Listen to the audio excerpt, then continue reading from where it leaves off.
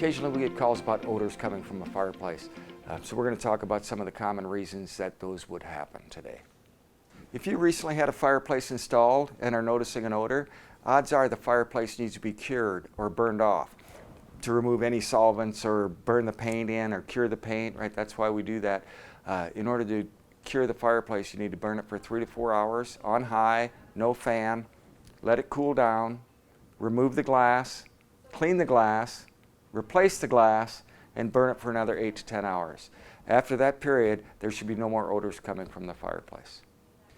If this is the first time you're lighting your fireplace for the season and you smell like a dust or dander odor, odds are that above the glass on top of the fireplace there's a layer of dust. If you choose to, you can dust up there. Make sure the fireplace is cool when you do so you don't melt anything, because it is very hot up there. But if you choose not to, that smell will go away, much like it does the first time you start your furnace every year. The other thing is melted plastic.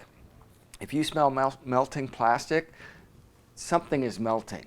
The only plastic we use in the manufacturing process is in the controls of the fireplace, the electronics.